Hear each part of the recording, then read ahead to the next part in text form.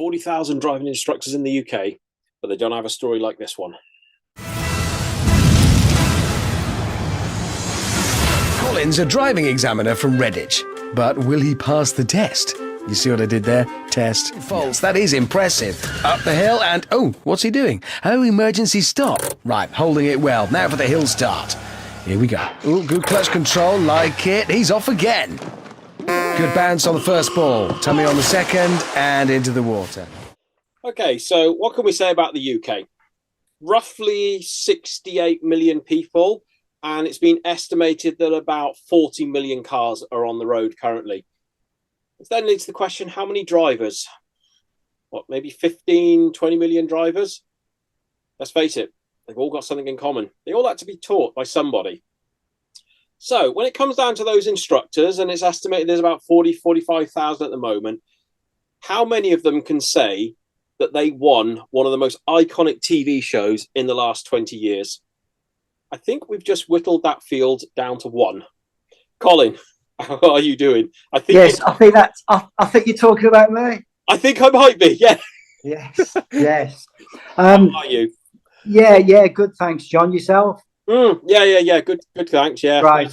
Sorry, we should have recorded this the other week, but I was ill again. So finally, we're back on. That's fine. No problem. Yeah, because I was a driving instructor for about 12 months, some years back now. But then since then, in fact, on the 7th of February, this year now, I've been doing driving examiner. Indeed, taking them out on the driving test for 18 years. It'll be now. Oh my goodness! In the industry, quite some time. Proper veteran of it, then, yeah. Quite some time. So, and in fact, if you dwindle that down to how many driving examiners there is, which is far fewer than instructors, right? Then it's and I think, to be fair, if I'm being honest, it's probably one of the reasons why maybe I did well in the auditions, although the audition went well. Yeah, I thought it went well. Yeah, I think having such a unique occupation, I think, and them looking for that diversity, I think it certainly helped. You know, it certainly helped. Do you know? Because I suppose every single episode they wanted people from all different occupations, didn't they? They wanted a few sport people, but they wanted all sorts of occupation. And did they have another driving instructor on the series? I'm not or a driving examiner. I'm not sure they did. No, I think if you look at as well at, and I watch a lot of the game shows and different things over the years. Yeah. And in all that time, I think I've come across a couple of game shows that have had a couple of driving instructors in. Yeah. But I mean, there must be a few. I haven't come across any driving examiners at all. So it's definitely far and few between. Yeah. So I think it's sort of definitely, because like you say, I mean, on our show there, I mean, the diversity of people that was on that show was mad. I mean, I shared the room with Mike, who was the wrestler. Oh, brilliant! Yeah, Mike. Yeah. You know, and I mean, he got stuck in the mud. On the first bit of the show and couldn't get out, and then after that, I mean, there was someone in the army. There was the spoken word artist. Yeah. There was there was John Shark, I think he was known as. Right. I mean, if you look at the diversity of it, it was phenomenal, really. Yeah. And then you got the potter, the cave.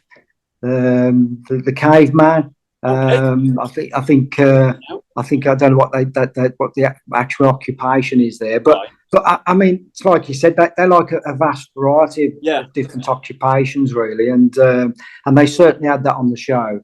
Yeah. So, Isn't it funny that we were all bundled together? You know, because the first time we met each other was at the airport. And 10, 20 complete strangers, but then usually they get the mix right because we all end up getting on pretty well. Yeah. Well, in actual fact, you say we all met at the airport. Just before that, something that's always stuck in my mind is I got when we was going over to the London airport. We was in a taxi, and I was in the taxi with I believe it was Sean, the spoken word artist, and John. Sharky, and who was like, I mean, you've only got to see him, he's rock and all the rest of it. Oh, and when he's known as Rock God John, is that? Yeah, okay, yeah. Well, when I was over in the car going over there, I mean, I thought, well, what am I doing here? Yeah. I mean, these two guys, were like they look like somebody who's been in show business all their life. Yeah. And I just looked at myself and I thought, what am I doing here? Why have I got chosen? So that was my first recollection then. And then when we actually got to the airport and I met the others, it did seem a little bit more like of a bit more normal then. Right, because when I was in the car going over there, it was really, I just questioned myself as to why a middle-aged guy like me would be there. When you were in that car heading over, were you all chatting amongst yourselves and you discovered that they were also doing Wipeout as well, or what? Yeah, because it was all the BBC sorted it all out. That's right. Yeah, we was going to get on the train, and then when we got to London, we had to get a taxi. So it was all worked out. But it was just, I think I just happened to be in the car with two real big characters. Right. Yeah. And it just makes you look at yourself a little bit and think, well, what am I doing here? What have I done to deserve this? Yeah. Talking about looking around, can I just comment on your background as well? It looks like you are actually out in the forest at the moment, aren't you? So it's very... Yes, that's it. We've got the, I don't know whether you can quite see, we've got some waterfalls that's it, down here as well, coming down. So, so is this what happened with the prize money? You bought yourself an entire forest area? Is that what it didn't quite stretch that far, to be honest. But and sadly, at the end of the day, after the Wipeout, I mean, people say to me, "What did you do with the 10,000?" I always say to people, "Well, half of it went to the X." So that was so that was that. But so it was. It was one of those times that even from the time of entering the show, right up until the very end of in the final, I never really expected to pick the trophy up. I mean, I think you could see on my face when I lifted the trophy, it really was. It really was something else, because at my age, at that with the young ones, I didn't really expect that I'd be lifting up the trophy. Although I am very competitive and I'll do my very best, and if someone's standing and I'm down, I'll shake their hand, and sort of say, you've done better than me. But so I'm very competitive. But nevertheless, when you're 45 and there's people there who are fit and younger, you really expect just to get through the first bit of the show, and then you feel like you've done your little bit really towards it. And that's how I felt, really. Yeah. So can I just check a second? Had you, because quite a few people who, when I spoke to Brian, when I spoke to Chris recently, a lot of them had done quite a few competitive sort of things prior to this. So had you done anything else, competition? No, absolutely nothing really, nothing. In fact, I never even myself for the show. It was just, I used to watch Wipeout, right? And Gladiator and all those sort of things. Yeah. Enjoyed them all. And it was actually my wife at the time that put me forward for it. I didn't know anything about it. Oh, she put the application in for you. Put the application for me. No way. And then she sort of said, "I've put the application in for you to go on Wipeout." And so I didn't know, it wasn't anything to do with me. Oh, right. And, she put me forward, and I thought, and then I just filled out the application form and just took it from there, really, and went through the hoops and went to the audition, etc. So I knew nothing of it, really. Oh, wow. So I guess in hindsight, she deserved the $5,000. 50-50. I suppose if she didn't do the form, you may have never done the show, and this. Indeed, you and I may have never even crossed paths either. I mean, who knows? Absolutely, funny how things go. Absolutely. Yeah. So never done anything like it before, and never did anything since, because I've always been one of these. You've always got to retire on a high. You've got to retire on a high. I mean, I used to be teetotal before Wipeout. But since then, I know it's only been 13 years, but I'm still celebrating now, to be honest. You've got to have, Cheers. Cheers.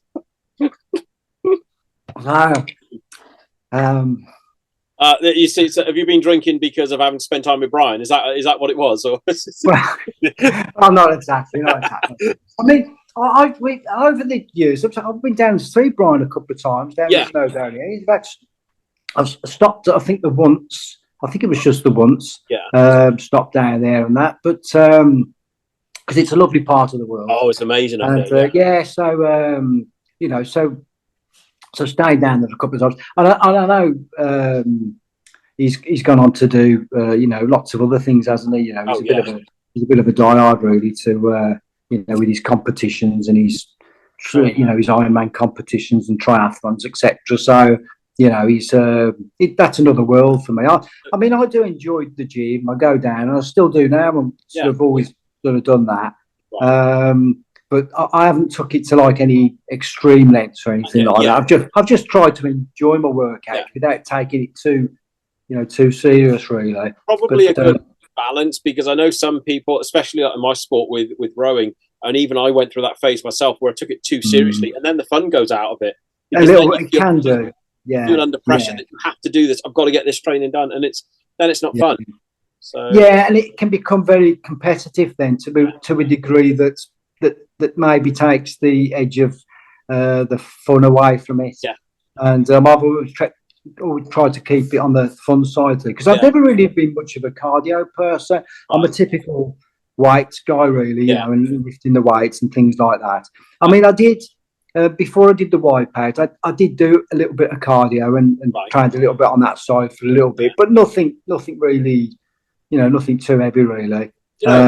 First impression of you, as soon as I met you, was good grief, his arms are massive. I just remember the size of the guns. I think, well, probably from the size of me, because I've been relatively small for a while, but but I've always had quite a as regards to, I mean, like for instance, the rings. I mean, on there. I mean, without sort of blowing my own trumpet, I was the only one to do it, and that's probably because I've got like a good upper body strength compared to the body ratio, really, or weight ratio. So I can sort of manage to hold on to things and got sort of the upper body, and I think that's what really ultimately probably won me the Wipeout, really. The upper body strength.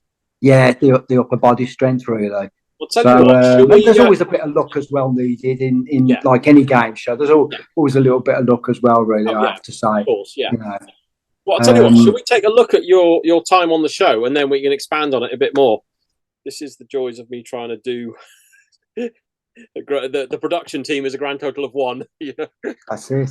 That's well, okay. I mean, you'll have to get that team together at some point. I know, I'm going to have to, Let's start this course in overdrive, and I'll let you decide what gear I'm in when I finish. Colin measures up. Ooh, wow, breaking the speed limit on the rakes. Fabulous. Second set now. Ooh. Makes his move. Come on, Colin. Forward a bit. You're all right. Oh, he's through the sucker punch with no faults. That is impressive. But wait a minute. Another perfect air chair. Look. Good work, Colin. For the first time, somebody looks like they can actually do this. That's past halfway now. The only one we've seen manage to get the swing right. On those rings. Come on, Colin. Almost there. Just one more to go. And we've finally found our Lord of the Rings, and his name is Colin. Tiredness is setting in as Colin makes his bid for the centre. And he's done it! With a little help from Chopper Brian, he just can't help rescuing people, can he? Mel and Colin both looking anxious. That's probably because the wrecking balls are about to start swinging. And that's it, game over. Somersault Mel is eliminated while Hill Start Colin goes through to the Wipeout Zone. Dear old twins, they've already given me advice, and it's managed me to get through to the final. So to win this evening, it really just now sends shivers down my spine. Can't wait for the challenge. I'm up for it, and I'm ready to go now. Well, if we get 3-point turns, Hill Start Colin's going to need some pretty special manoeuvres to beat David's time. That was a good time. As the oldest competitor tonight, some people may have written Colin off. And now Colin's running. He's quick before the sweeper comes back round. Ooh, this is turning into a very good run from Colin. Finish now. He's there, just about, and Hill Start Colin motors into the lead. That was a fantastic performance from you. I surprised myself, if I'm honest, Amanda. More, don't go any closer. Oh, he's going backwards. He's down. What did you do that for? I don't think it was deliberate, Colin. Oh no! No, this can't be happening. You're absolutely fantastic tonight. You have been the one to beat all day.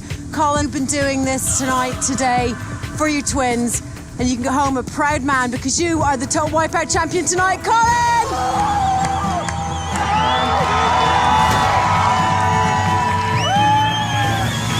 And so Colin Hancock, the driving instructor from Redditch, is tonight's total Wipeout champion.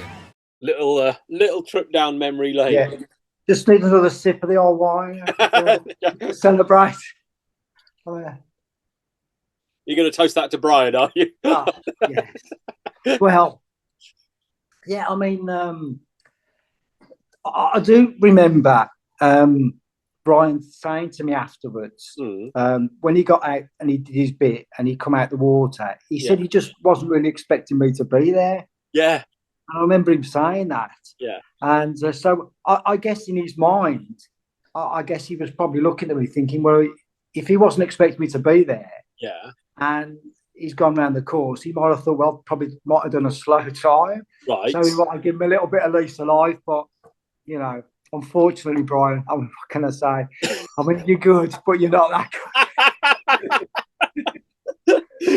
You know, I just to set the scene for everyone else, because I first met you back on one of the reunion trips in Knowlton Towers, and I remember you and Brian together was just, for anyone that wonders, it is just, there is so much back and forth all the time, isn't there? It's just and I think it was a shock to everyone that actually, although I wasn't surprised that Brian went on to win the Champion of Champions, it didn't surprise me at all. And I thought he'd be favourite for it. Yeah.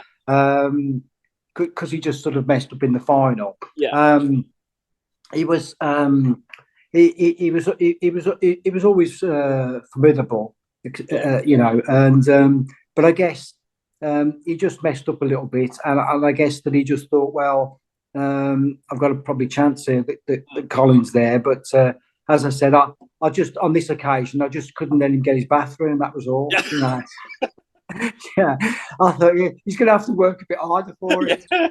So you had to wait an extra week to get the bathroom in. Well, indeed. You slowed him down. Yeah, that's it. Indeed. Yeah. So actually, what was? Do you know? I'm interested. What was your mindset going into the Wipeout Zone? Was it a case of just, you know, I'm just going to literally just do the absolute best I can and see where it places me? I mean, what was or would you? Are you talking about just the final bit or all through each day? Well, actually, yeah. Do you know what? Go on. Let's go right back to the let's go right back to the start. I mean, you met all the people at Heathrow when you were out there. Yeah. Getting to know people on the flight. What was your first in your mind? What was your expectations? You were thinking? Were you thinking you were going to win, or do you think? No, not really. Not really, because there's 20 people there. To be the last man standing or last woman standing, whatever. You know, I wouldn't be as bold as to say that. Having said that, you know, I thought I've probably got as much or as less chance as anybody else. Yeah. But you know, when you look at young ones and stuff, you know, you probably don't think like that. But I mean, the first bit of the course, really, all I wanted to do was get into the top 12, because I thought, you know, if you go out at the first stage, then it's disappointing. So I just wanted to really get through the first 12 and managed to, I think I've come about 5th. So that was that was okay. Yeah. And then the next bit on the sweeper arm, I had in my mind that they were always going to start it off pretty quick. So everyone's going to go in the water, right? And then they're going to slow it down a little bit. And then that's your opportunity, then, isn't it? Once they slow it down, that's it. To sort of, you know, jump on and get yourself to the middle. So that was my thought process, really, for the second bit, and everything seemed to sort of, in my mind, everything that I planned just seemed to work. That's good, because I knew I wouldn't be the fastest or the you know, the strongest. Yeah. So I thought, well, I'll put a bit of mindset to it, because when we came then onto the wrecking balls, right, I remember them saying to us, if you fall down, which indeed I did more than most. Right, yeah. I remember them saying, as long as you roll over and you don't go in the water, you can get back up and keep running. Right. And I'm a bit of a, I don't give up. Yeah. I'm a bit of a I'm going to keep going, and I just managed to keep rolling over, getting back up, keep running down, and keep going. And unfortunately, for me, competitor there, it was, when she went down, like I think just on the first occasion, or maybe the second, I think it was, she was in the water. So I just kept getting back up, and the plan seemed to work really right through to the very final, because I don't know whether people know this, but actually on the evening, although it was raining a little bit, it was quite heavy rain early on. We had to wait in the wetsuits for quite a number of hours before we went out. Do you know what?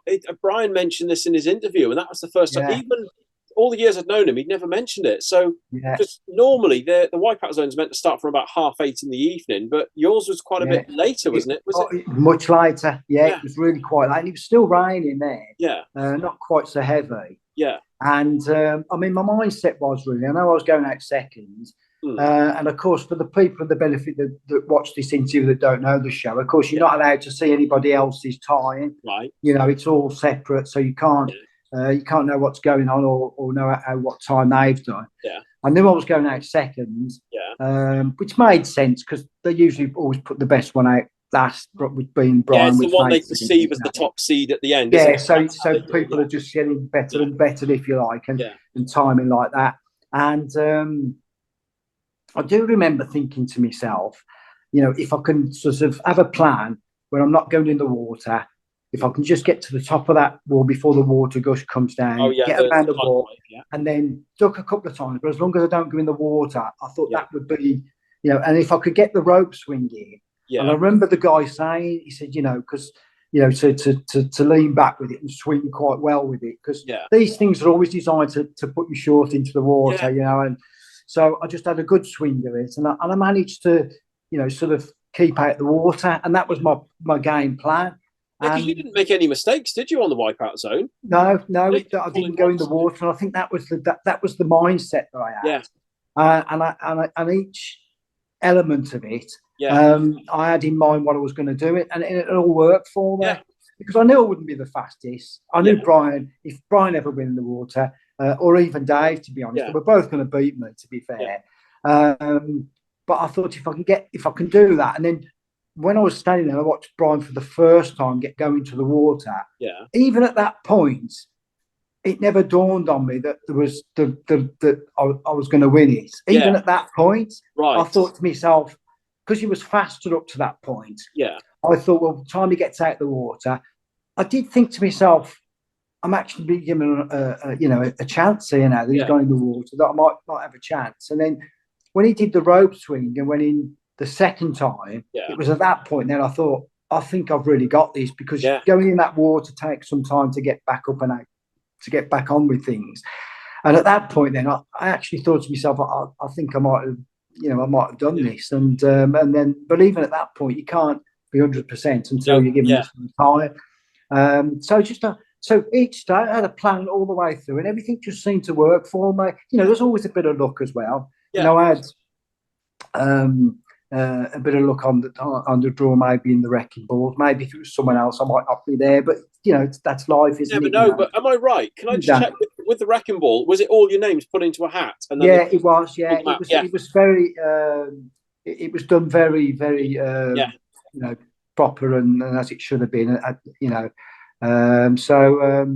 It just happened to be that I pulled the name out. That's if someone else, it might have been a different story, but you don't know, do you? So do you know what? It was the same in my show, because I had Dreadmill for mine, and it was the same. All they did, the guy who won the sweep, which was Chris in my show, they took his name out of the hat. They said, right, you put your hand in, see what you pull out. He pulled out my name. So then they reshuffled it. Whoever was the next seed in line on terms of the sweep, but they then got the next person.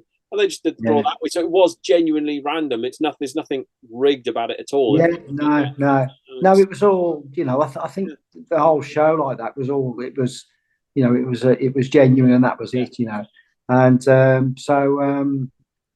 But I mean, you know, for quite a bit of time when I came back, I was pretty famous around my neck of the woods in Redditch. I mean, it was in the newspaper. I went on the radio and really, yeah. Radio thing. So I was quite popular for a while. Because you live in was this in Redditch, isn't it? Redditch, yeah. You know, a friend of mine lives there. I'm going to have to message him and I'm going to have to check with him whether he watched your episode. He must have done. Yeah. Yeah. But I mean, I haven't told this story to many people really, and it's just come to my mind really. But it was quite a number of years after. Right. And I went on holiday to Spain, and I was sitting around the pool, and these two young lads come up to me, and they said, "Was you on Total Wipeout?" No way! Right? Honestly, this is gospel truth. This yeah. Is. And I said, yes, I was actually. Yeah. And they said, well, we've just recently watched you on the Total Wipeout. No way, this was in Spain, right? Yeah. And then the family sort of come over. Yeah. And this was an English family, this was, who lived out there. Right. I can't remember where they said, I can't remember the area they said they lived in. I don't know whether it was Wolverhampton or somewhere around there. Right. But they was living out there. And so I was just abroad on my holidays, and someone come up to me. So I sort of felt, you know, as if, you know, all that way, and someone could come up and recognise you, you know. I suppose really when because you recorded it went on air in 2010, wasn't it? At the end of 2009 that you were out there recording it. I'm sure it's toward the end of. Yeah, I think because it was towards I think it was towards 2009. I think come on 2000, early 2010. Following year. Do you remember back then, Challenge TV and the stuff of game shows being repeated constantly wasn't really a thing at the time. I mean, because I assumed going on it would just be shown on BBC once and then that was it. I didn't know it's going to be one of those shows that would just be repeated constantly. I mean, and then it got sold to other countries as well. I mean, I got family in Australia that said they've seen our series, you know, shown in Australia. I think America have had it. It went everywhere. Yeah. I think even Amazon Prime, they had it. I think for American customers about a year ago, it was on their list of programs people could watch. So it's like, it's kind of one of those shows that just never really, really died, even though the show ended. I mean, even today, I noticed the Wipeout USA. Yeah. Was on even today. You know, they really regularly. So it's sort of, you know, it's never ending really. Yeah. Keeps on. I mean, I know my show. I mean, I have people sort of say to me, "Oh, your show was rerun." I've had that. I mean, people have come to me numerous times. Yeah. The second show's been rerun. Yeah. So yeah, you know, so they keep sort of showing them. Really, it's a pity we don't get any royalties for it. I know. It would help, wouldn't it? Yeah. I mean, the one thing that I will say though is that they do say when they say you know you get the trophy and £10,000, and as we know, you don't get the trophy. No. You know, you get to kiss it, lick it, you know, put it up in the air, but you don't get the trophy. You know, so which would have been nice. But I mean, the one thing I have kept my shoes actually. Oh, really? As like a souvenir? Yeah, I should have got them actually just to show you. Yeah. I kept my shoes, and I thought that's something. I haven't worn them since. I thought, well, I'll keep the dirty, smelly, stinky shoes. You know what? I've sort of done the same thing because my T-shirt from the Champ show, I mean, it got absolutely caked in mud. Yeah. Although it got rinsed off, once it dried out, I asked everyone to try and sign the T-shirt, and I've still got that now. So it's at some point the ink's going to start fading off it, but it's good to have a souvenir from it, isn't it? Yeah. So that's good. Yeah. Great. I can't remember. I don't think I've got my top from it anymore. I think I just kept the trainers. Yeah. Yeah. So. Do you find that if people ever ask you about the show, because for me, watching you doing all the obstacles, what I would say your signature moves was definitely the rings, wasn't it? I mean, it had to be because you know this is just so people. So at the end of the qualifier, it was the final obstacle to the finish line. Was it 16? It was like Gladiators. It was like Hang Tough, effectively, wasn't it?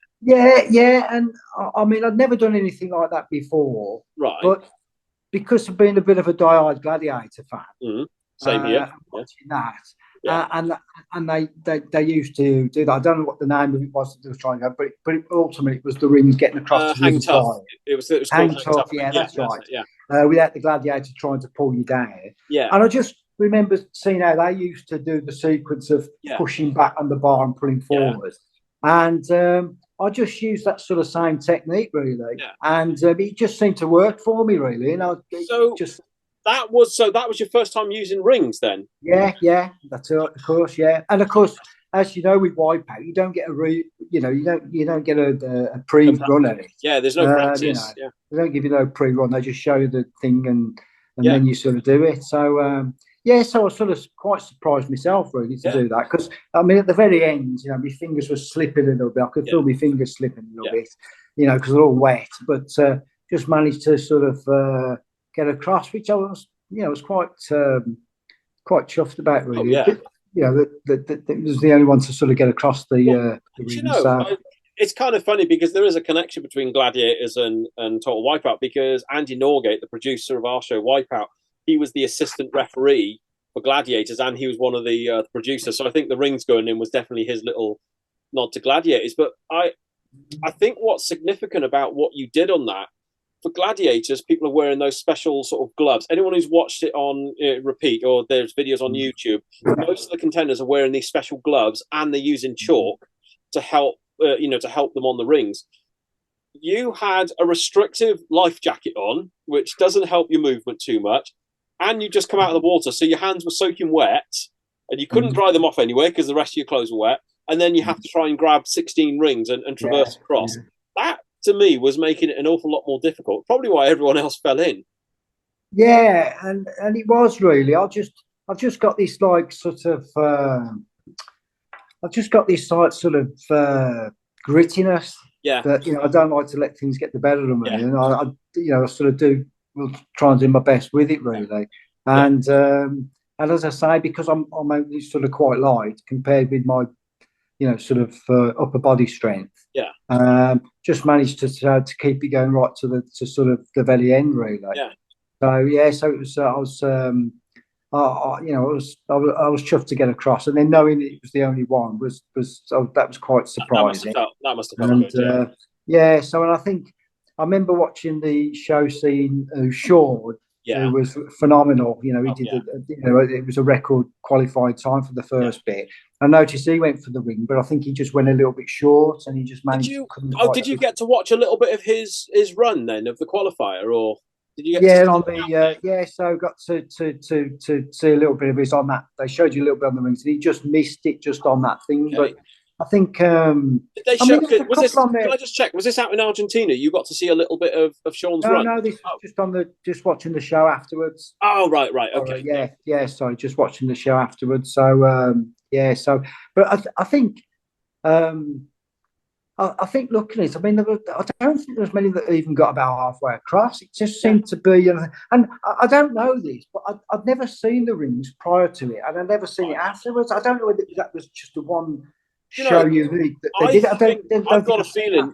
Yeah, I mean, maybe if someone in the comments can say about this, but I don't remember seeing it used again. So it may have just been one and only. And I don't see it being used prior either. So I don't know. Yeah. But maybe because everyone was just standing in the water, maybe it wasn't so great to put it in. I don't know, because they like people to have a little bit of a go, don't they? Without it. So whether it just didn't work for the show, I don't know really. Yeah. But you definitely don't get that cow anyway. They promise you. Yeah. You definitely don't get that. So yes. But no, it was the thing is, I mean, it worked for you on that, and then obviously you won the final. Speaking of Brian, seeing as you beat him, and also for Brian's interview, you had a few questions for him, didn't you? Yes. Well, yes. We thought it'd only be fair that Brian returns the favour. Yeah, indeed. Hi, Brian. All right. If you bear with me, I'm just going to get this all loaded up now. Hello, Colin. See what I did there? Total Wipeout special effects. Doesn't get much better than that. So John has contacted me, and I believe he's doing an interview with you, which is nice to see him catching up with you. And he's asked me to do a couple of questions for you, given that you asked a couple of questions of me on my video interview. So here we go, really. So the first one really isn't so much a question, it's more answering a question for you. Given that on the show, when you're watching me in the Wipeout Zone in the final, I took that slip off the crazy sweeper. And I think you're quoted on the show as saying, "What did he do that for?" And so I'm going to answer that for you, really. I did it on purpose, mate. I gave you the win. I did it for you. You're a good chap, so hope that's answered that one for you. So I wish, we're all there trying to get the money, but it was great to see that you took the win that day, and it's really nice to see that there were different winners in each of the shows, so it all got spread around nicely and fairly. So well done on that one. But my question to you really is about that money. Now, given that we then shared a hotel room for the next 2 or 3 nights whilst we were doing the filming for the Champ of Champs show, my question to you is, given the trauma that I had to go through with that experience, do you not think that I deserve half the money that you took away from that show on there? And I'm still in therapy today, so the expenses are mounting up. So do you think I deserve half of your winnings for having that experience of sharing a room with you for a couple of days? Anyway, that's my question. I hope you're well, and I'm sure we'll catch up soon. So take care, mate, and I'll leave you to John for your answer. Okay, mate, take care. That's really funny. That is actually that he mentions that, because up until he's just mentioned it prior, and we did share a room. I could only ever remember sharing a room with Big Mike Wiles. Oh, really? From the show. Right. He's only just rejogged my memory of us sharing a room together. And I have to say, anyone that can share a room with me definitely deserves off. Definitely deserves off at the end of the day. Because I'll probably put him through hell. I mean, I'm the type of walk around naked, and you just got to put up with it. You just got to put up with it. So you probably just deserve half. I mean, I've always been a bit of an exhibitionist, so I mean, you do deserve half. But I mean, to be fair, it would have only been a quarter because, as I said, half went to the ex. Anyway, Brian. But I definitely think you do deserve it. But being it's long gone now, I'm afraid. You needed to ask me at the time, Brian. If he asked you sooner, it could have been a different story. Yeah, exactly. And as for the giving me the chance to win the show with going into the water. Well, all I can say about that is thank you, Brian.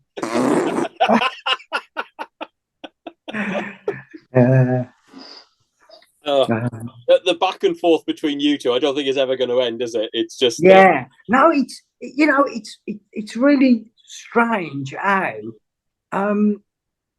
I've never since thought about we did share a room together, and since just when Brian brought it up, I never thought about it at all. I'm trying to remember, after you won, did I hear this right? Did you borrow Brian's phone to ring back home to say that you'd won or something, or was that, am I mixing that up with someone else? Someone who'd won the show asked their roommate if they could borrow their phone, sort of thing, and then they were doing that. Of course, back in the days of international roaming charges. So. I don't know. I can't remember. I can't recall that. I can't recall that. I'm not saying it might not happen after all these years. I mean, I've drank a few bottles of whiskey, but I can't. And you said that you were, and you said prior to Wipeout, you'd not really been drinking. So was it staying with Brian was perhaps traumatizing you as well, or something? Or well, I'm sure. But thinking about it now, when he said, I remember the once when I was. I mean, there was when I had the shower there, because of course I always leave the door open.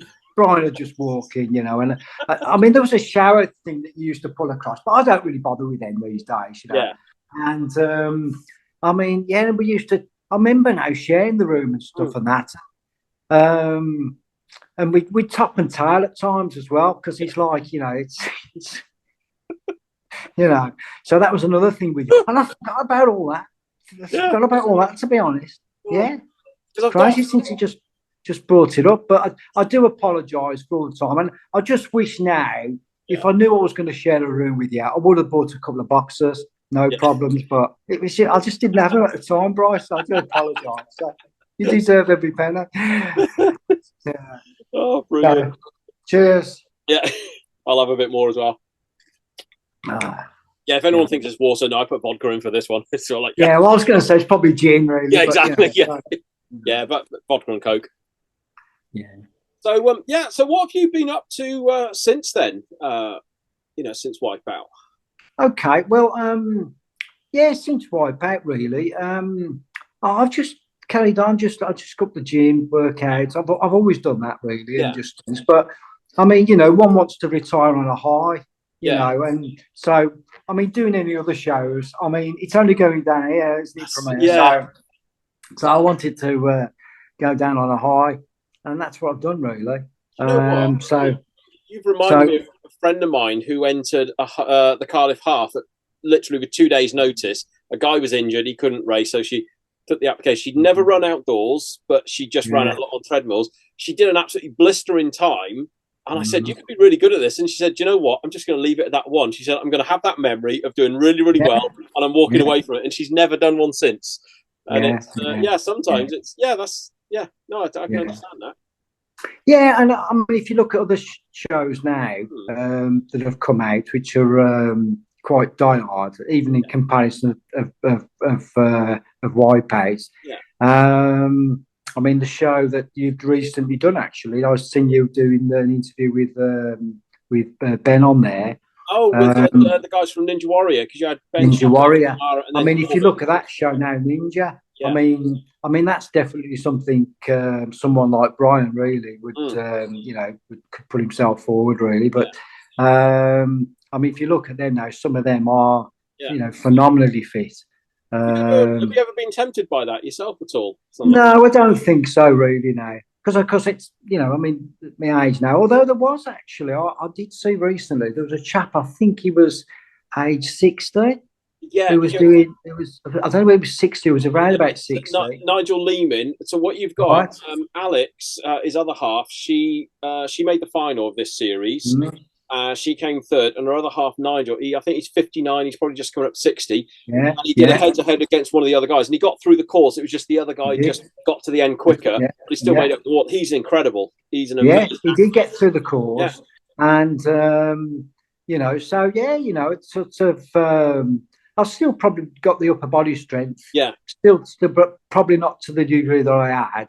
Yeah. Because obviously with age, it does diminish a little bit, I guess. Yeah. I mean, it doesn't have to, I suppose, depends. But, I work out now for more fun and enjoyment, really, rather than being too die-hard about it. Or, just maintaining the chisel physique. That's it, yeah. And just getting the bouncing peckies, as you can say. Oh, God. You're not supposed to sit the hands underneath these days.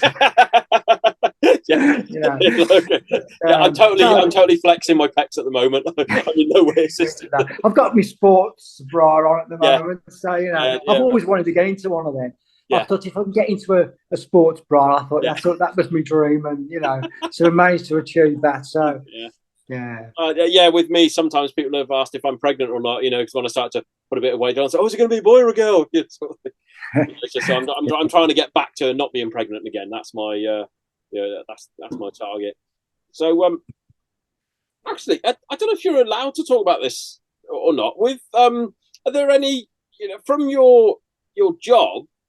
I mean, okay, take it with me. It took me 3 times to pass my test, right? So you're assessing people on whether they pass the test or not. What's the highest amount of failures you've heard? Like, has there been someone come to you and they're on like their 8th attempt or 9th attempt or something like that? What sort of? I mean, it's quite rare that people come back, but over the years, obviously after many years doing it many years, there's always going to be a few people that keep coming back and back and back. So I mean, we don't particularly have one where we write down how many it is. You just obviously recognise the face coming to the centre, and and there has been a number of people over the years that have found it quite challenging. But TV programs now, I think there's been TV programs, hasn't there, about people taking the driving test, saying that it's been in the 30th and 40th and 50th attempt. So it's it sort of does happen. But for most people, I mean, the thing is, at the end of the day, you've got just as much chance of passing your first test than any other. In fact, to be honest, you probably put a bit more pressure on yourself if you've come up 2, 3 or 4 times. Where your first one, most people think, well, it's my first one. If I don't get through, it's an experience and things. But you've got just as much chance of passing the first as any other, really. But the key thing really is just be ready, really. For your test. And sometimes people maybe don't realise that when they're with the driving instructor and they're sort of chipping in and helping them, when you're on a driving test, really, it's all down to yourself. And sometimes people don't realise that. It's like when they do it themselves, that maybe that they're not as at the standards that they maybe thought they was. And unfortunately, sometimes it takes that sometimes to realise that probably need a few more lessons, really. And the thing is, it's always better to be a bit.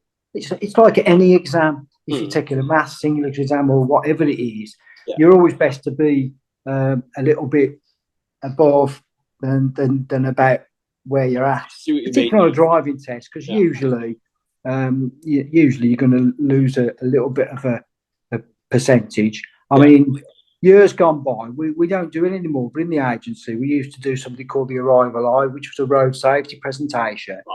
And I used to go around the different football academies and used to be schools, colleges, that sort of things, and we used to do this presentation. It used to last about 45 minutes to an hour.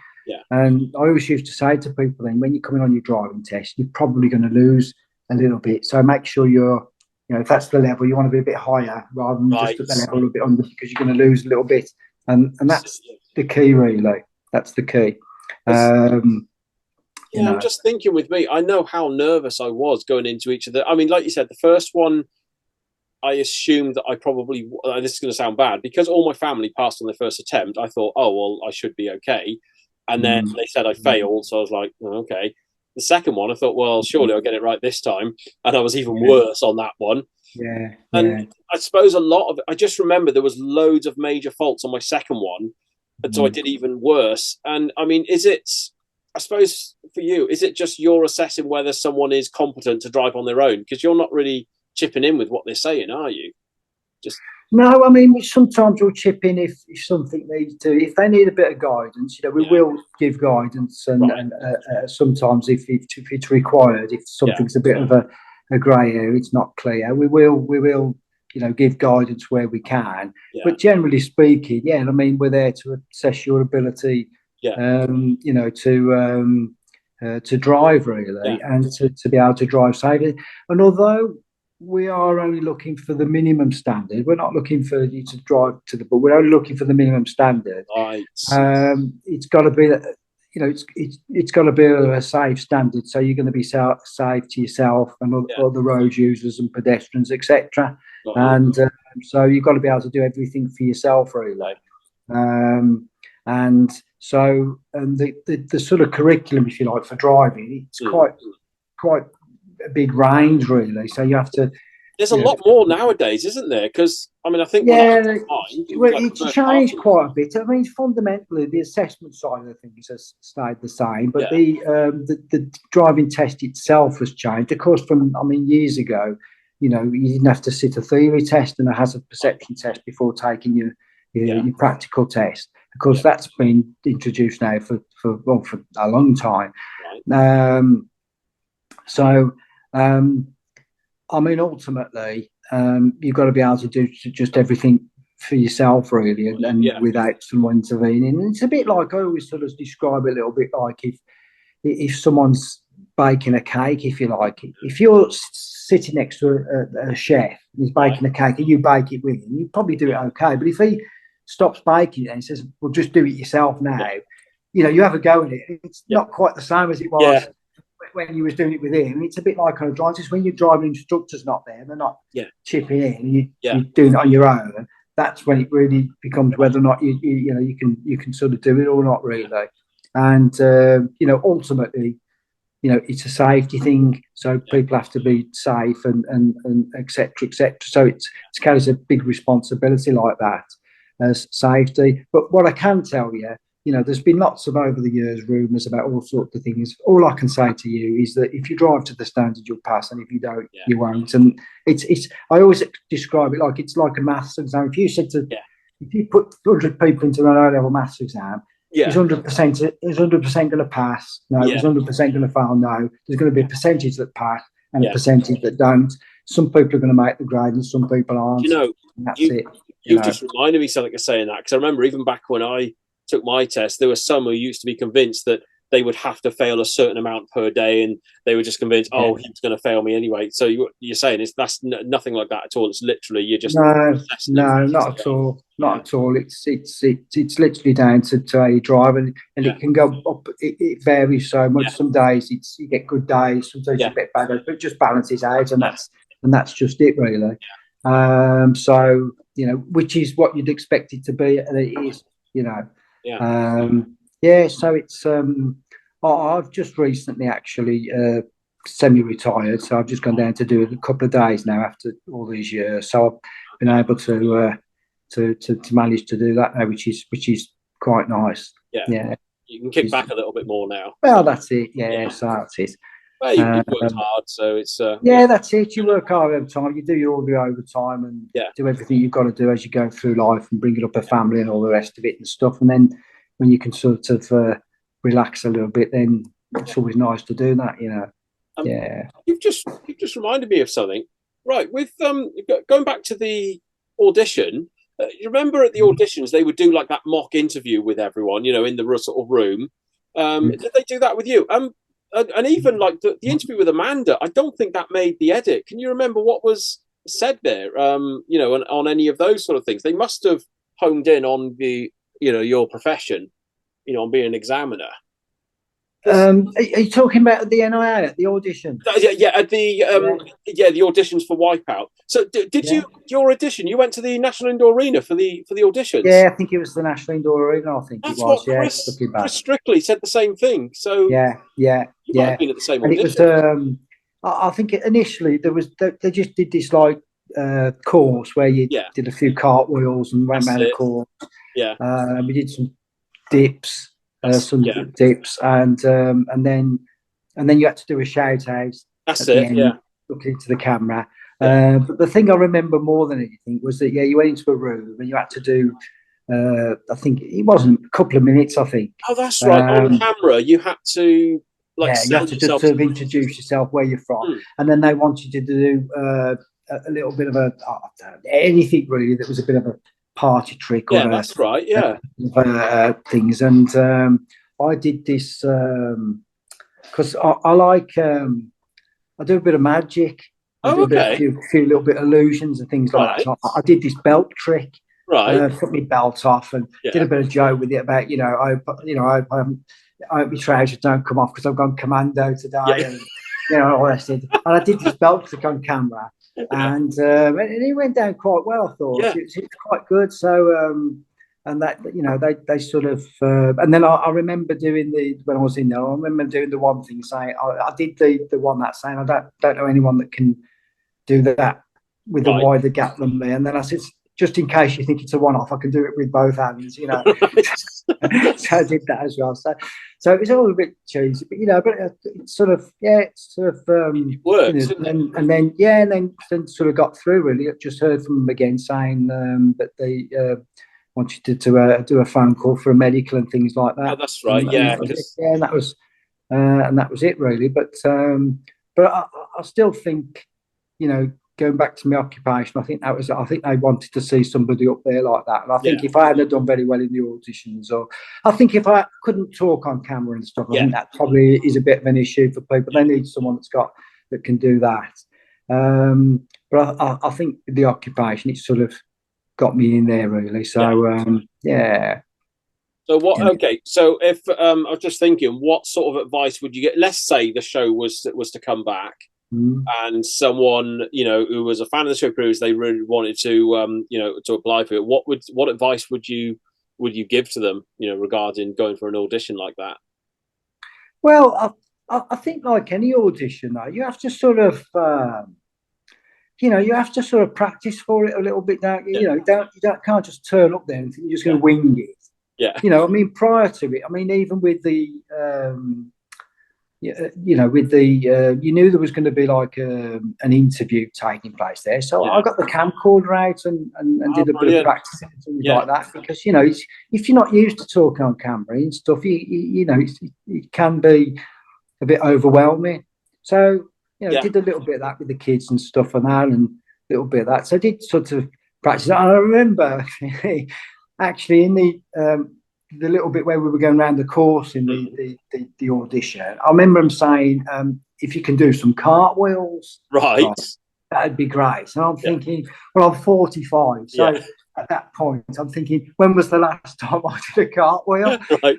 In fact, I could vaguely remember what a cartwheel was, but I thought, as I was going around, I thought, if these people want to see a cartwell, then I'm going to give them a cartwheel. So I've done my first one, I've done my second one. I thought I'll go for another one. I've done another one. So, you just give it your best, don't you? Yeah. And I think anything like that, you've got to come across as if like, you're not camera shy as well. Yeah. You've got to come across that, that you can, personally. So I think that's the sort of advice I would be to think about what they're going to ask you. Yeah. Practice that a little bit. Be a bit cheeky. Yeah. Be a bit funny, and someone that they think, this person, we'd like to see them on TV. So, a bit tongue in cheek, really, not take it too serious, really. I got you. Yeah. No, I think that's a very good point, because I can't remember if they said it at my audition or someone else said, if they'll, like, let's say someone went out there and Amanda throws a question at them and they don't know how to respond. If they're just like that, it's just, like you said, it's not going to make. No. And in fact, it's quite strange, really, because I don't know, maybe for most, I mean, when we was on the show and you're doing your first interview with Amanda, and you've got all you've got all the microphone above your head and about 10 people standing around with all sorts of different things. Yeah. I mean, I guess I thought it was going to be a little bit overwhelming. I don't know, I just sort of took it in its stride, really. It just sort of come quite natural. But I don't know why, really, because I've never done anything like that before. You do feel like you're going to, you might be. But I think that they ask you questions and they make it so, so they put you at ease. So it just sort of flows, really. Yeah. And I guess because it's edited anyway. Yeah. If you don't come across very good or you're first one, you wouldn't know it anyway, would you? No. You don't see it. No, because they're anyway. They're just thinking, I mean, did any of you? I'll tell you what. If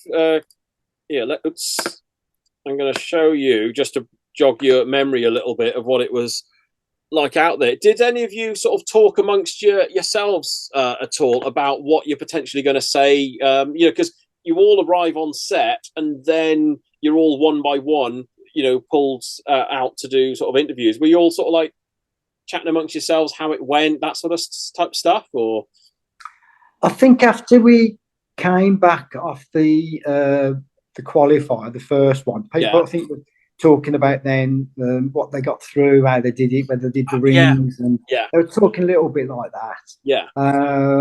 Because of course you don't get to see anybody. That's right. There was a little bit of talk, and of course that first part, because there's 20 people going through it, it goes on for most of the day, really. So there was a little bit of talk of that. Yeah, what time of day did you do your run in the qualifier? Was it before lunch or after lunch? I did mine. I think it wasn't first up, but I was a little bit earlier than later. Right, yeah. It was sort of mid-morning, I believe. Yeah. But you're sort of hanging around and waiting, and it's a little bit apprehensive. Yeah. But you sort of just get on with it, really. You don't sort of stand at the top doing your shout out. It's sort of done where the camera's not in your face; they're sort of in the distance. So I noticed that. Yeah, it's like you're miles away from all cameras. Yeah, just see them. spread out. And everywhere. the only one thing that I do remember is when you're doing the qualifier, it's so quiet. Yes. So quiet. Yeah. I mean, it's almost like you're in a library. There's you can't hear a pin drop anywhere at all. Those were my exact words. At the top of the course, everything's switched off, and all you can see, you got the person with a megaphone or whatever saying, "You write 3, 2, 1, shout it to camera," and you can't, like you said, you hear the klaxon go, and it's just silence. And then, did you find that as you get close to the sucker punch, they switch the wall on, and then you hear all the mechanical arms, and then it all stops again? Yeah, and that's not, and then so you do hear the noise there, but apart from that, you don't hear anything else. So it's so quiet. Yeah. But I mean, me with that sucker punch, to be honest, I mean, the main reason why I got past that is that I really didn't want to go in the mud. I really didn't want to go in the mud, So I can understand, tried to try and avoid that. So managed to avoid that. So that was nice, and that helps as well, because if your feet get in that, it really bogs you down, doesn't it? I mean, I know from the Champion of Champions, I think I went in it a little bit, and you feel like that, trying to run with mud in your shoes, it's not quite the same, is it? You've reminded me, because I had the same. I cleared sucker punch in my first show, so I went to the balls and I wasn't muddy at all, and the balls, you got a little bit more grip when you land on it, but on the champ show, I was covered in mud. I just didn't know where I was. I couldn't even see. I mean, it was But, so you remember little things like that, don't you? Yeah, really. But so quiet. Yeah, that was and even when you finish the course and you have to sort of jump in, sort of swim to Amanda, that sort of thing, everything's just silence. And then did you then were able to meet with the other people who'd already done it, and then you're all just chatting amongst yourselves? Yeah, I think it was a case of going for a shower and then just meeting up with the others, really, just having a chat and just. Trying to gauge it, really, trying to gauge it. Some people were saying, they struggled with it, and some people saying, they got round and did this. So, but you don't really know, do you, to be able to make it all the times, And of course, and then you had at the end of the first day, you had all the qualifying times being read out one by one. Because I think this picture here, this is when they read your name out, because they were trying to get everyone's reactions one by one as they went through to the next round. So and I mean that picture there now, looking at that, I mean I'm struggling to remember that, to be fair. Struggling to remember it. Well, it's been a few years, isn't it? So it's definitely it has a long time, for 13 years, really. So a long time. Does this jog any memories at all? If this was just for the Crash Mountain, I'm guessing that's one of the producers there. I mean, now I've seen the picture of it, you do forget in your mind pictures at the time. But I mean that talking around that, I do sort of recall it now.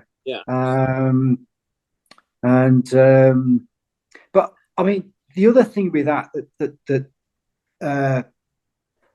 that people wouldn't know, and I don't think I've really ever said this to anybody. When you're standing on those podiums, I don't like heights. I don't. Right. And those podiums are quite tall, and when you've got your own height as well on top of it, I can actually say, John, I was really petrified on the top of that. Right, okay. I really was. It wasn't till the arm started going round, that I felt a bit more comfortable, because I felt like I could interact and do something, but I really wasn't comfortable standing on them at all. You know what? Even on Sweeper, a lot of us, when we were, lifted up there one by one, some of us, we were sat down for as long as we could. When they told us we've got to stand up, some of us were nervous just to even stand up. It's amazing how... Yeah, well, I was definitely one of them. And in fact... I mean, although I did stand up for it, because I think everybody else did, I could have quite comfortably sat down on it. I almost felt I was going to fall in the water before the arm came around, because I just really wasn't comfortable there at all, And you tend to sort of forget about things like that at the time. But and yet, the same token as well, I can go on a roller coaster and be 150 foot in the air, but as long as it's moving, I'm fine. Right. Oh, interesting. Or looking over a bridge, then that's when I feel a bit of vertigo coming in. Right. I don't know if you're anything like me with the height of something. if I'm able to hold something above waist height where I feel I'm okay, you know, and I've got something to hold on to, I'm okay. But if let's say I'm up a ladder and I can't hold anything that's the nearest thing I can hold is below my waist, I'm going to feel off balance then, and then I get worried. So I don't know. I mean, I'm even worse than that. I mean, if we're going across a bridge, I mean, I'll walk sort of, you know, away from the end. I will.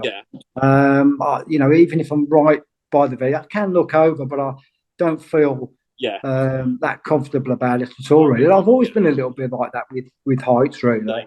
And although that doesn't seem very high, when you're on top of it, it's definitely if you've got a fear of heights, it's definitely higher than you sort of like, really. It's one of those shows. Do you know what? Most people, when they see something on TV and then they go and see something, they always think, oh, it looks smaller than what it looked like on TV. This is the other way around. You see it on TV and then you go on set and everything's massive, isn't it? I mean, it's noticeably big. What was this? Oh, this must. So, it's all right. What happened is that I pulled up a few photos just to sort of get the old trip down memory lane. So this must have been the fact that Gemma is. This must have, again just been just before the Crash Mountain. I mean, Gemma there, she was really unlucky to not get across. She was really unlucky to not get across there because she just got put in the water just at the last second, didn't she? But she did well to try and get across there. So it was a shame she couldn't make that into the third round, really. Yeah. Of course, because if she got through, then who knows? It could have been you and her drawn in the third round. Just don't know. So I mean, there was a few that actually went out on the second part. I mean, even Nick there to the right. I mean, I think everyone expected him to get through. Of course, then with Alex, I heard he got stung by a bee just before the game started. There was I heard that. Yeah. So I felt sorry for him on that one. That was that was a tough old thing. But I'm just looking at Nick there. Nick effectively. So was this taken during the daytime, or was it just before you were about to film Wipeout Zone? I can't remember that picture, if I'm really honest. I can't remember that one. But I mean, when you look at everybody there, though, the adverse of it is just phenomenal, isn't it? When you look at it, you know, you've got completely different walks of life, haven't you? Yeah, so, definitely. I've just thought of something as well. Seeing the Wipeout Zone, up to that point, the Wipeout Zone was different for the first two series, wasn't it? So yeah, they did change it, didn't they? Yeah. Was that a bit of a shock for you, having watched it? I'm assuming you watched it a few times on TV, and then it was different to what you were expecting. Did that? I don't know, because just prior to it, they show you that you can't go around it, but they do show you the different parts. That's it. Of it. Yeah. They give you a few pointers, etc., and but you can see what it's like, and you sort of know what you've got to do, really. Yeah. And so you just sort of you just have in your mind, a plan in your mind, what you're going to do, etc., and you know, so it didn't really work, because even up until that point, like I said, John, even into the final, I wasn't standing there thinking I'm going to win this. I mean, it never entered my head, to be fair. I mean, even you know, when I was up there with Brian going on the last bit, it wasn't till Brian fell in the water on the first occasion that I thought, wow, I've got a chance here now. I know now in hindsight that it's like when he got up after the first fall, I'd actually got a better time than at that point. But you don't really know when you're on set. Got you. And then when he did the rope swim and he went in the water again, it was that point I thought, I think I've probably done this. And it was only at that point that I actually thought to myself, I could have won the show here. Up until that point, I'd never given myself that mindset to think like that. I because get you. Brian was so unformidable. I mean, as I said on the show, you know, I'd be overwhelmed if I got close to Brian's time. Yeah, that's right. You know, that's how I felt about it at the time. But you know, it's like anything in life, isn't it? You can have a bit of luck and that as well, and a bit of whatever, and that was it really. But it's I don't know about you, but it just seems to be one of those things where it's like when in sort of competition, whether you're ready or not, when that buzzer goes, you just have to do whatever you can, and that's it. And then you just see how things lay out. It could be the same in athletics, it could be in rowing, exactly, anything. You just have to react to what's thrown at you, and then you go with it. So and that's it. It's a bit like anything. You've got to do. I mean, athletes have said it over the time. Well, how did you play it? And people say, well, I did my own game. Yeah. And that's what I really did, really. Yeah. On that total bit, and well, not all the way through. I had a mindset of what I was going to do, and I just did my own thing. I didn't really think or worry about what people were going to do. I mean, I knew people would be faster than me, but I just had my own little mindset of what I was going to do, and it should just sort of work for me, really. Yeah. But yeah, so. And as Brian said when he went in that water to give me a chance and stuff, what he doesn't know as well, that I said to him on his interview, to be honest, because I felt sorry for him because he hadn't got his bathroom. Yeah. I thought, what I'm going to do is, I mean, it'd be embarrassing for an old man like me to beat him again, wouldn't it? So I thought, I mean, when I said to you, on that last bit of the champion challenge, I couldn't get the Velcro off on that last rope. Yeah. I just stood there. All I could do was think of Brian. Yeah. And I think, and his bathroom. And I thought, he's going to fall out with his missus. She ain't going to like it. I put him through all that in the room as well, going naked on him and everything. And I thought, I just, I thought, I've just got to let him go with it. So with that and then I could cheer him from the sidelines, you see. You see, at that point with the Velcro strap, you're thinking, Brian, this is for you. This is for you. I'm going to make him think I can't undo it, okay? Exactly. That's it, yeah. So, what? I would say, what a gentleman, Yeah. Indeed, like as he was, to be fair. Well, he kept his kegs on, so he was a gentleman, to be fair, which is a lot more than what I was. Colin, can I just say thank you so much for this? This has been an absolute blast doing this. It really has. Yeah, no, well, thanks for you, John, to give us the opportunity. And, it's because we were going to do it, as I say, a month or so ago, wasn't we?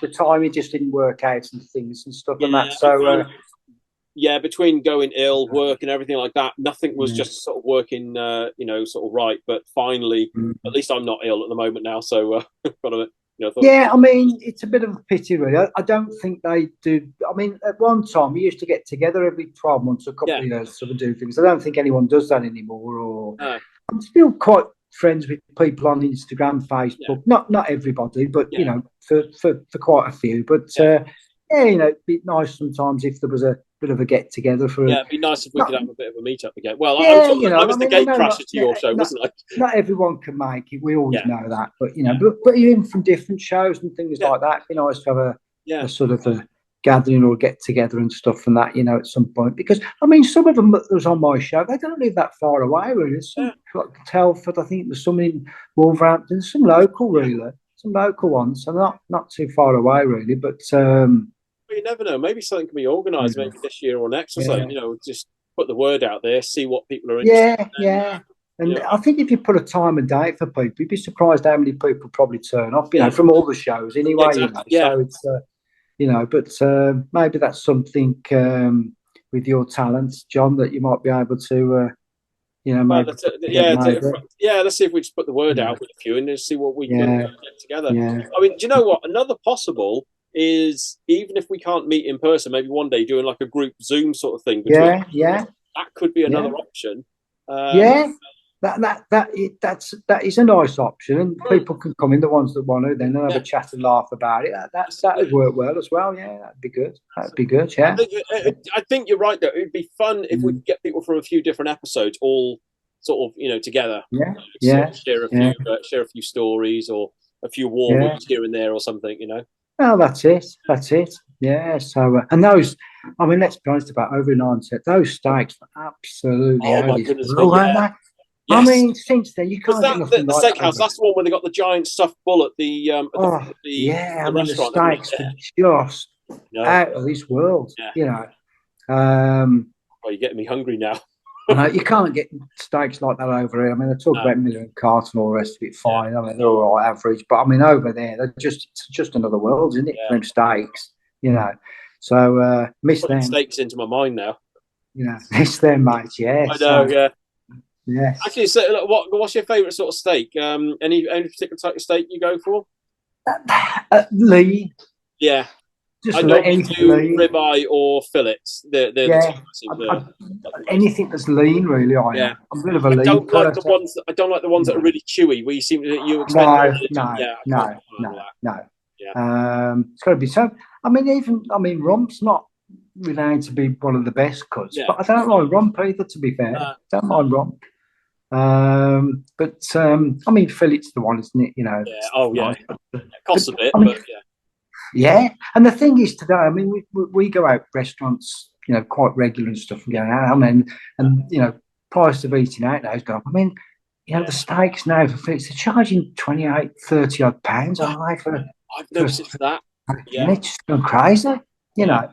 But I normally, do you know what I try and do to eat out cheaper? Is, you know, Tesco club card. It's all right. This isn't some paid promotion sort of thing. I use the old club card vouchers that you can convert into vouchers for your restaurants, and that helps. So I can do a couple more restaurants with the. Yeah, I mean, I'm quite wealthy as a fare, so I don't need to scoot to that sort of level. You know, but no, but it's gone so expensive to have steaks, but even buying steaks, I mean, they're not cheap. You know, you can get a few cheaper cuts stuff through but so expensive now. So expensive. You know. I've noticed the last couple of years the cost of living has really rocketed up massively. You know, it's just. I mean, I found even with my business with the window cleaning, the products I'm having to buy in, you know, from my supplier in the last 2 years, have gone up about 30% on average. So I know.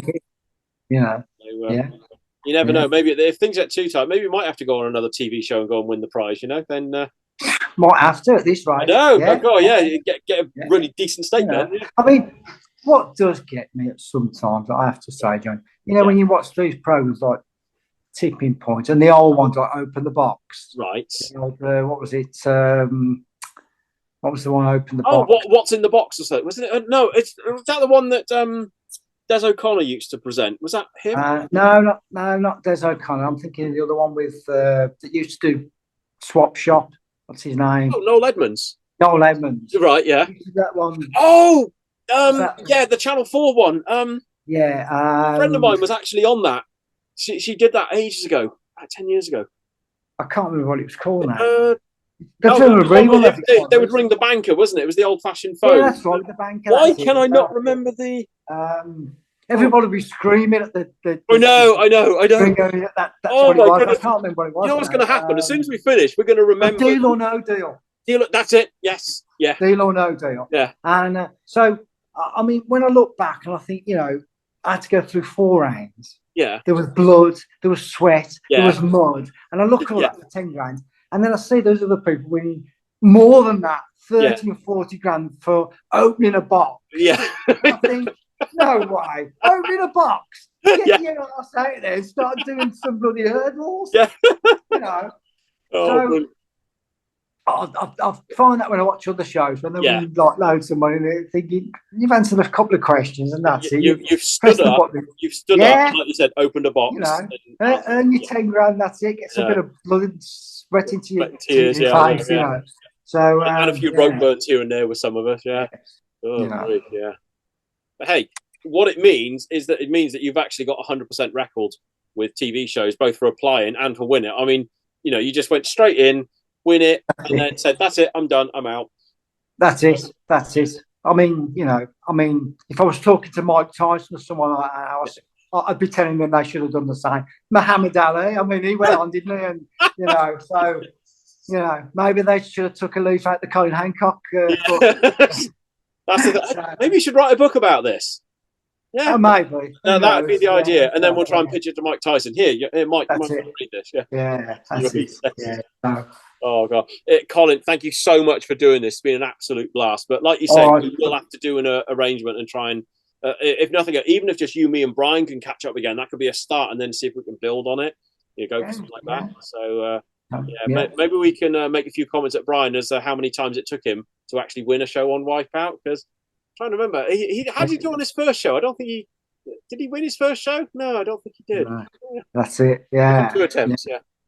Well, I think, as I say, I think it was a shock that he came third in the end, didn't he? you know, he came. Did he come third afterwards? Yeah, yeah. So Dave as well. Dave came second, yeah. So right. He came third. Oh my goodness! So you know, he came third, yeah, in the end. So I guess that made him more fired up, then, didn't it? I think so. Yeah, I think so. Because you look back as well, don't you? You've sort of learned from that. You think in the next one, you think I'm not going to make that mistake again. Yeah. You know, and you probably don't, do you? So you know, probably, you know. I think it was a mixture of that and you know, with the Velcro, thinking, Brian, I'm doing this for you. You know. Yeah, and of course, the other thing, looking, thinking, like, I mean, like Dave said on one of the interviews, am I going to get beat by a 40-year-old man? You know what I mean? That didn't age. That comment did not age very well, did it? No, like, You're sort of like, I'm afraid, yes, you are, Dave. That's it. Yes, you are, Bryce. So, you know, what can I say? What can I say? You know, as I say, you got these bounces here, mate. I tell you what, these pecs, pec deck. Yeah. But yeah, thanks, John. Anyway, for the interview. Really appreciate it, and I look forward to chatting to you again. Yeah, we will catch up soon. All right, thank you ever so much. All right, all right.